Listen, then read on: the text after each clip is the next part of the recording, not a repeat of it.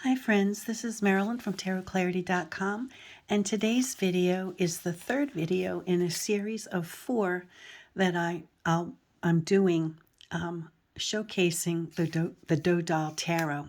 Now today's video showcases the Artisan Tarot Dodal.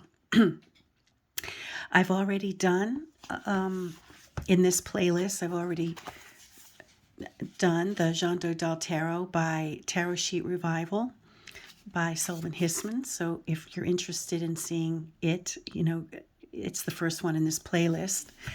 And I've also already showcased one by Shel David, which I was gifted by Justin Michael. I have not done the Fleur Noir, but I think I've featured the Dodal by Fleur Noir in other videos, so I'm not featuring it individually. However, the fourth video that I'll be doing on this subject, which will follow this one, this Artisan deck, will showcase all 4, so we can get a comparison of how different card publishers might reinterpret or realize the same deck, just making changes and tweaks that strike them. And because I think it's always interesting to see that process that card makers use. And, really, is it all that different from the process that card makers might have used in the past? Now, they didn't have as many decks maybe to emulate, and maybe their publishing house was dedicated to one deck. But as the decks emigrated from country to country and even town to town, I think changes were made either accidentally or deliberately. So today's video, as I mentioned, is the John Dodal Tarot of Marseille, put out by Artisan Tarot. And if you're watching this, it means that their Kickstarter for this deck has begun. I believe they are releasing this deck to the world on today's date, January 11, 2022. So if you're watching it on this date or close to this date, go check out artisantarot.com, where you will be able to purchase this and other decks. This is the 3rd tarot deck that they've published, or that they're in the process of publishing thus far. Now, how do I have a copy? Well, I've been privileged. I'm one of the privileged few who are given advanced copies of their decks to make reviews and comments. And one of my functions has been to offer insight into some changes or modifications they might consider before printing the final deck. So the deck that I'm about to show you may indeed have changes to it before it is, sent to the printer. In fact, I know that they have made changes before they go to the printer. Now, as with all the Artisan Tarot decks, they have a very elegant tuck box, which focuses and features the back of the deck, and usually, always so far, an emblem taken from the deck. Now, I've gone through the Dodal deck carefully a number of times, and the closest emblem like this, but not exact, I saw from the 3 of Coins. So I think that's where they got this, the idea for this particular emblem. I know for each of their decks, they take, a little feature from the deck and use it as the distinguishing icon, along with the back design.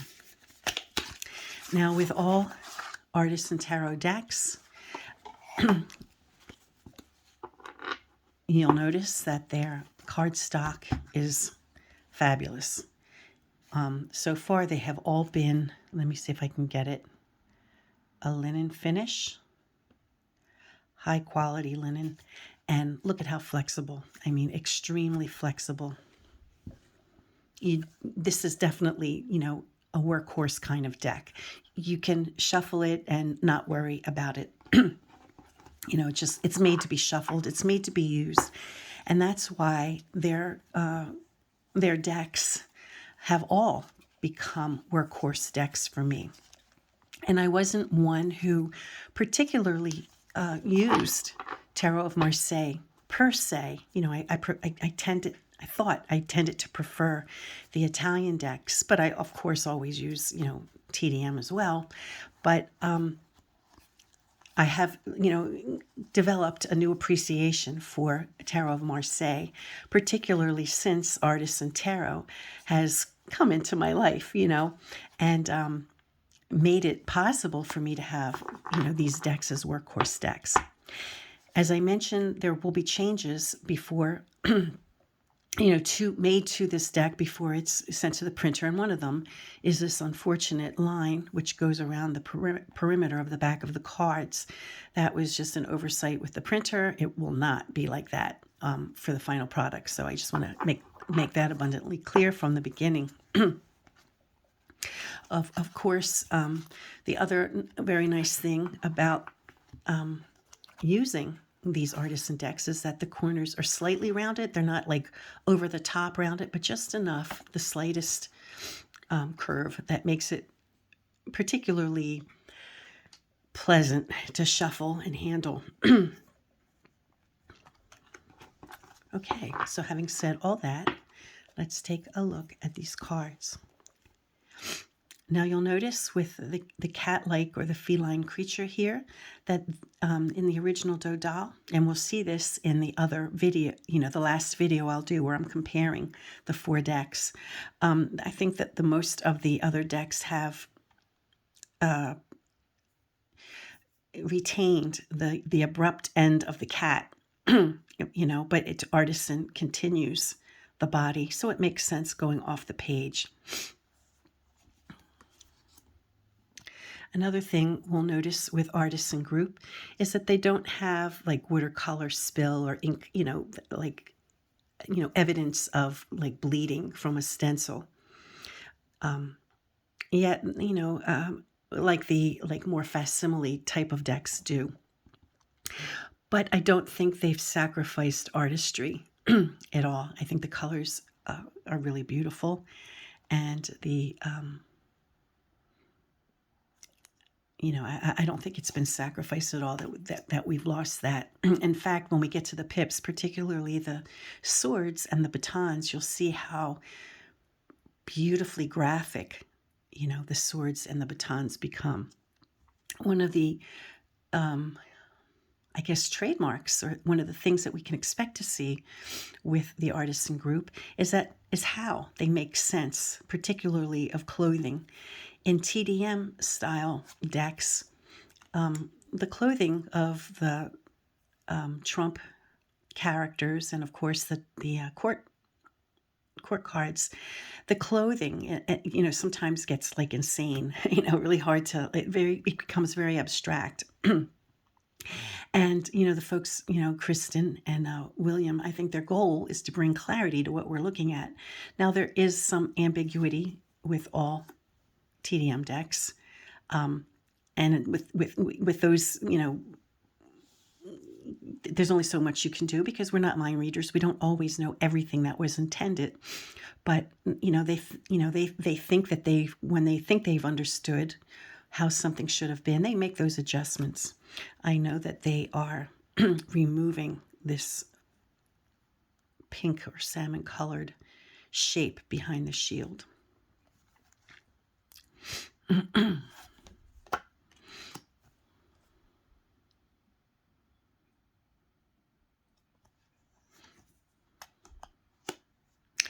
And I think they're doing a tweak to the green behind Cupid. I think they have like 20 or 25 decks that go out for preview, and they ask all of us to contribute, to look at the decks and to help them, assist them in catching anomalies that maybe they missed, or maybe not mistakes, but things that they might do better. And I know I contributed several points that I thought might be worth taking a look at. I don't know if they've considered them all, but or just I know they considered them all that I mentioned and what other people mentioned, but they still made decisions to go with some of the ones they've had, but they have also decided to heed some of our advice and to make changes.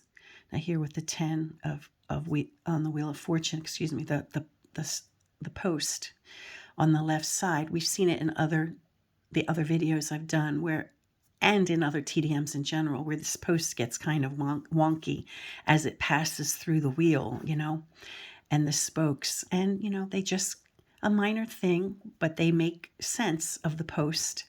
They clean it up so it makes sense to the viewer. I don't know what they've decided to do about this shape, which does appear in the facsimile decks. I know that for foreign import, or for foreign export, will be put back on this side here. I know that was accidentally left off. And that does appear on a few of the cards in this deck. And I think it's, the language of the cards is sometimes just as important as the image. Because when you see, something that reminds us of a foreign land, or it may prompt us, especially if a question is about, a foreign affair, and you see more than one card saying that the card is for export. It reminds us of, maybe a foreign land. And so that might be part of how we interpret the card. I love how they put the little red tongue in. I think that's theirs exclusively. I think they just decided to make that change. I don't know that it appears in the facsimile decks. And I think they've done something to her mouth to make it less like mumbles from Dick Tracy.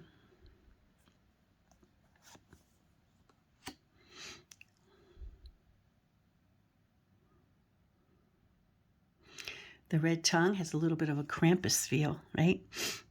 My daughter bought me a Krampus deck for one of my Christmas gifts, and I've been going through my tarot decks, and particularly every time now I see a devil card, I'm relating it to the Krampus, the myth of Krampus. And I probably will end up doing a video comparing devil cards with Krampus. I had hoped to do it like between Christmas and New Year's, but I was so sick I just couldn't.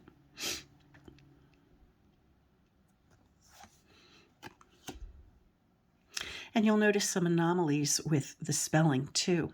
And that's, indicative of maybe somebody who's not familiar with the language, who might be illiterate, not understanding what they're doing, or illiterate in that language, might not understand the words they're trying to convey.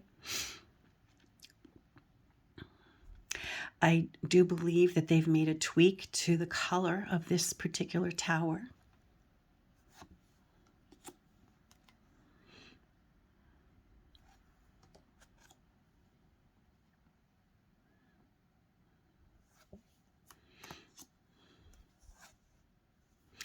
Now, isn't that a beautiful, beautiful card? So pretty.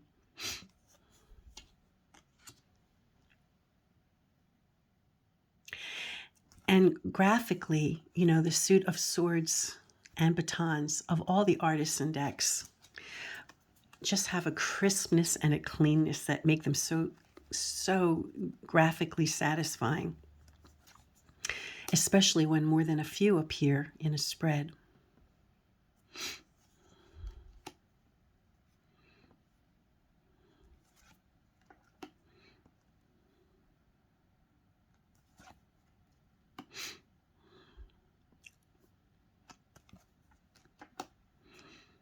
And they've really made sense of what we're looking at. And we see the sword going through the weaving rather than making this a massive gray. They've cleaned it up visually. And I think that really makes it a very striking image. And of course, there's no bleeding, as we see in some of the other, more facsimile type decks that I've shown. I mean, they're both decisions are great, It comes down to personal preference, and sometimes it just comes down to personal preference for that particular day. Some days you just might want a clean and crisp looking deck, which this delivers. I mean, one of the goals, I think, and I'm putting words in their mouth, but I think one of the goals of Artisan Group is clarity, is to make sense of what we're looking at.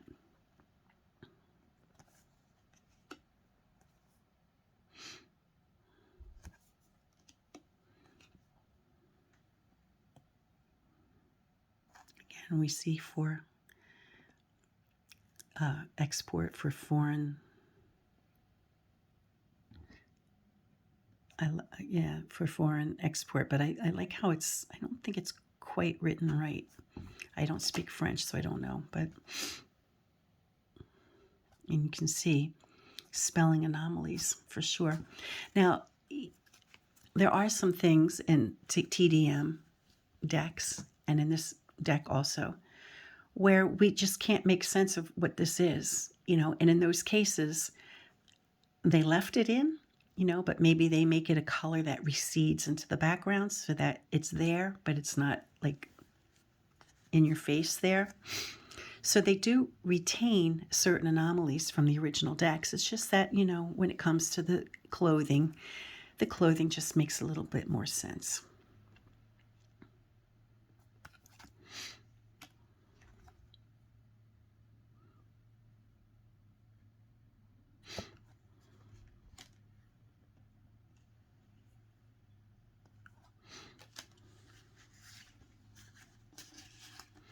And on the Two of Cups, we see Jean Dodal, written in the French way.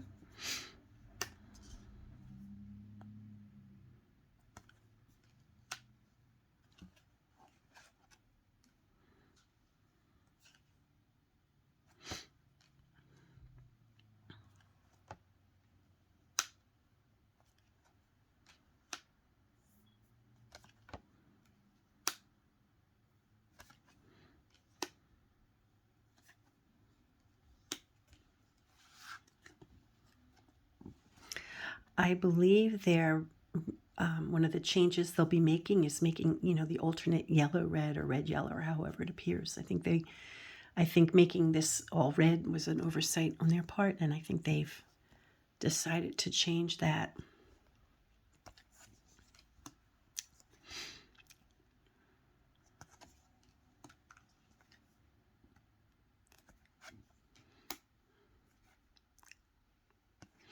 I haven't been commenting on all the changes that I suggested, but as they strike me, I'm just mentioning them.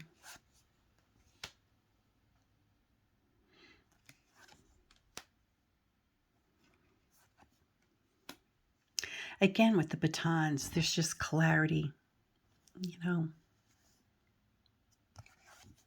of what we're looking at. No bleeds.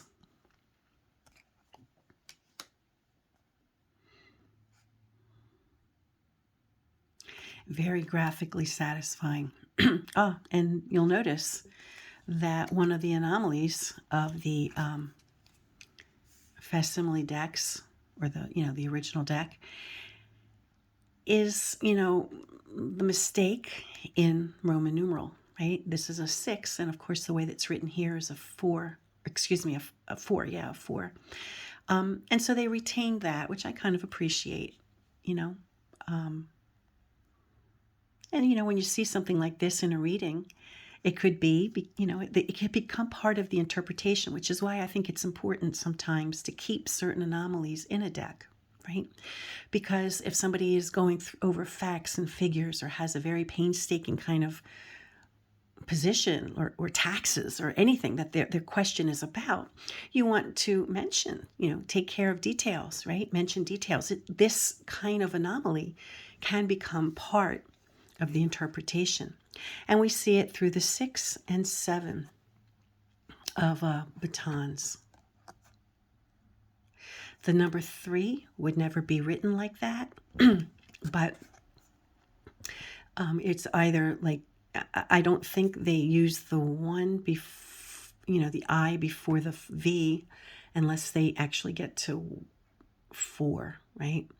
So I don't think this was ever the correct way to make a 3. And so for sure, it was, a mistake made at the printers.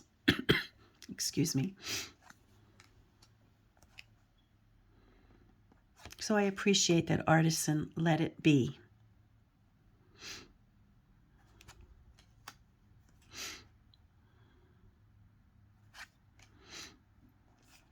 And again, with foreign export, right?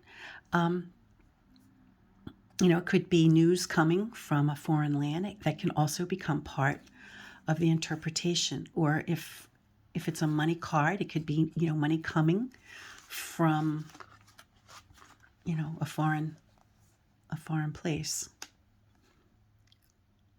I guess that must be the way it's written. I think they've made changes to the horses. I forget the name of the horse's garment. It has a special name.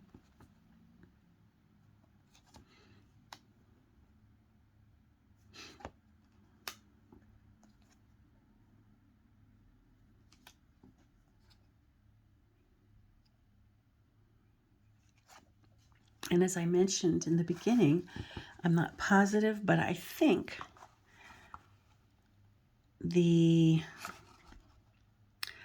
icon for the box comes from the 3 of coins, this, and then maybe with this embellishment added. So maybe it doesn't quite appear in the deck, but they've kind of combined a few elements to make it so. I mean, I could be wrong. Maybe I missed it, but I've gone through the deck a number of times and I can't find that particular little iconic flower. So I think it's based on the 3 of coins. And again, we have, for foreign export. So we have a sense of, as part of an interpretation, maybe money coming from, or going to a foreign destination. And I wanted to mention, I think it's on the 2 of coins. I forgot to mention it when we passed it, how we see the Dodali name change from, I think, the 2 of cups to Dodal, from Dodal on the 2 of cups to Dodali on the 2 of coins. And, it makes sense if this is a deck for export, and if maybe it was going to Italy, they want to appeal to the destination country, and maybe appeal to them with a more Italian sounding name. I don't know if that's actually an Italian name, but it ends in a vowel, so it's more similar to Italian names. So if you are watching this, it's at least January 11th, 2022, and it's available for purchase over at artisantarot.com. And I would encourage you to go over there and, support this publishing group, William and Kristen.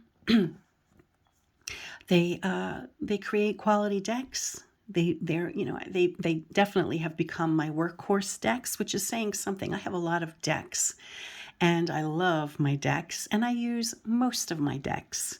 The ones I don't use are ones I really don't like, and probably you've never seen a video of. But and I use, most of my special decks, at least for myself or immediate family. But when I'm, doing a lot of readings in a row and, if I'm, working a day of solid readings, these are definitely the decks I reach for, because you can use them over and over and over and over, and they retain their beauty.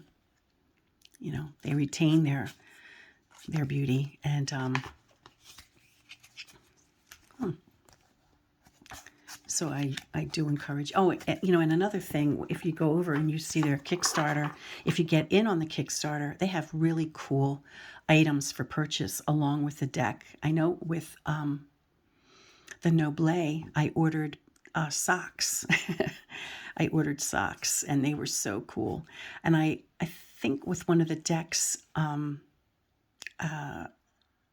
like a tablecloth, for using the cards, was one of the options, and it's gorgeous. As a matter of fact, I'm going to pause and show you that cloth because it's just so pretty.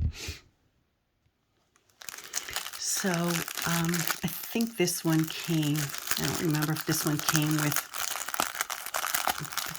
their convert or their, I guess it came with their convert. I haven't gotten the Noble socks yet. But,